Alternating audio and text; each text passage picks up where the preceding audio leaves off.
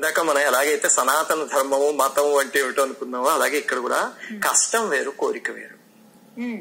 ముందు ఆ రెండింటికి మధ్య చాలా సెటిల్ డిఫరెన్స్ ఉంది. అందరూ ఏం చేస్తారంటే ఇవి తీసుకొచ్చి ఒకే మూటలో కట్టేస్తారు, కష్టాలు కోరికలు. కష్టం వేరు కోరిక వేరు. కష్టం అనేది నెసెసిటీ, కోరిక అనేది లగ్జరీ. ఇప్పుడు మనకి జీవితంలో ప్రతిరోజు అన్నం తినడం అనేది నెసెసిటీ.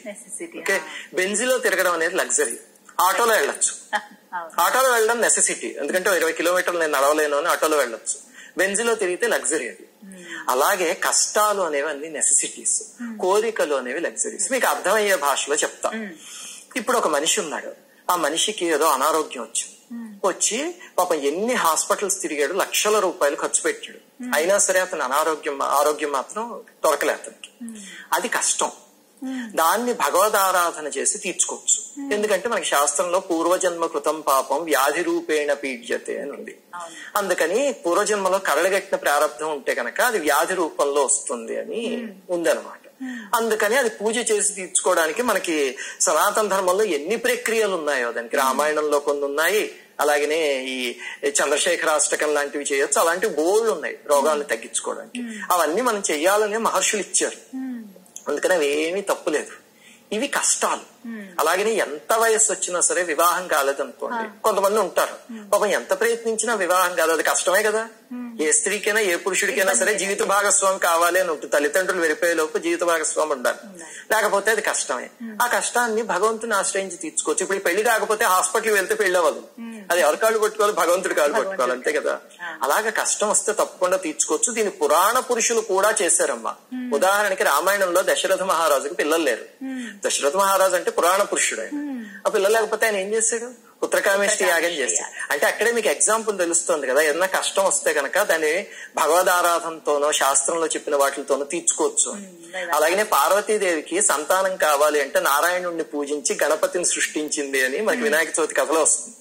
అలాగే శ్రీకృష్ణ పరమాత్మకి జాంబవతీ దేవితో సంతానం కావాలి అని పరమేశ్వరుణ్ణి పూజించి ఆ పుట్టిన పిల్లవాడికి పరమేశ్వరుడు అనుగ్రహంతో పుడితే సాంబ అని పేరు పెట్టాడు. శివుడి పేరు సాంబుడి కథ ఉంది కదా, ఇంకా సాంబ అనే పేరు అక్కడి నుంచి వచ్చింది. మరి శ్రీకృష్ణ పరమాత్మ అంతోటి దేవుడు ఎందుకు చేశాడు అది అంటే ఆయన చూపించాడు మనకి ఎలా నడవాలి అని. అలాగనే భాగవతంలో ఇంకో సంఘటన వస్తుంది. ఇప్పుడు నేను చెప్పిన కృష్ణ పరమాత్మది అయితే దేవి భాగవతంలో ఉంది. మొత్తం శ్రీకృష్ణుడు దీక్ష ఎలా తీసుకున్నాడో అవన్నీ కూడా రాశారు అక్కడ పరమేశ్వరుణ్ణి పూజించడానికి. అంటే కష్టాలు వస్తే ఏమి చేయాలో వాళ్ళు మనకి చేసి చూపించారు. వాళ్ళకి అవసరం లేదు, ఎందుకంటే రుక్మిణీదేవి అంటే సాక్షాత్ లక్ష్మీదేవి, కృష్ణుడు అంటే సాక్షాత్ విష్ణువు, అలాగే పార్వతీదేవి అంటే సాక్షాత్ జగజ్జనని. అయినా వాళ్ళు ఎందుకు చేశారు అంటే మా జీవితంలో కూడా ఇలాంటివి చేస్తున్నాం అంటే మీరు కూడా చేసుకోండి హాయిగాను. ఎవరి కాళ్ళు పట్టుకుంటాం, ఇంకా రోడ్డు మీద వెళ్లేవాడి కాళ్ళు, ఎదురింటి వాళ్ళు పక్కింటి వాళ్ళని పట్టుకుంటే పరమేశ్వరుడి కాళ్ళు నారాయణ కాళ్ళు పట్టుకోవాలి. అవే పూజలన్నీ, అవే కష్టాలు తీసుకోవడానికి చేసే ప్రక్రియలు. ఇంకా కోరికలు అంటారా, ఇప్పుడు ఆ డిఫరెన్స్ ఏమిటో చెప్తా. మా అబ్బాయి ఏదో బీటెక్ ఇక్కడ చేస్తాడు, ఎలాగైనా ఎంఎస్ అమెరికాలో చేయాలి, వాడికి వీసా రావాలి, ఎంతకీ రావట్లేదని వీసా కోసం ఏడ్ చేస్తూ నాకు మెయిల్స్ చేసేవాళ్ళు ఎంతమంది ఉన్నారు. అసలు నాకు మెయిల్స్ అక్కర్లేదు, మీరు చిలుకూరు గుడికి వెళ్తే ఆ గుడి చుట్టూ తిరిగే వాళ్ళందరూ వీసా క్యాండిడేట్లు. అది లగ్జరీ అమ్మా. ఏ అమెరికాలో చదువుకోకపోతే ఇండియాలో ఇన్స్టిట్యూట్స్ లేవా, ఐఐటీలు లేవా? ఐఏఎస్సీని కొట్టగలిగేది ఏముంటుంది? బెంగళూరులో ఐఏఎస్సీ అని ఉంది, వివేకానంద స్వామిని టాటా వాళ్ళు ప్రారంభించారు వాళ్ళు కలిసి. ఐఏఎస్సీని కొట్టగలిగే ఇన్స్టిట్యూట్ లేదు. అక్కడ ఎంటెక్ చేయలేరా? అమెరికాకి వెళ్ళిపోవాలి ఎంఎస్ కి. దానికి వీసా కోసం తల్లిదండ్రులు పిల్లలు కూడా బాబాయ్ మా జీవితాలు ఇంకా నాశనం అయిపోయా, వీసా రాలేదు అంటే ఏడ్ చేయాలా?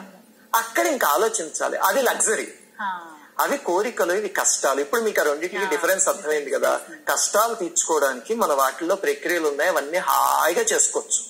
కాకపోతే మీరు ఇందాక ఒక మాట అన్నారు, అది మంచి మాట. ఏమిటంటే ఇంక కష్టాలతోనే భగవంతుడి వెనకాల వెళ్తారా? గుర్తుపెట్టుకోనమ్మా. ఇప్పుడు మీ పిల్లలు ఉంటారు కదా, వాళ్ళని చిన్న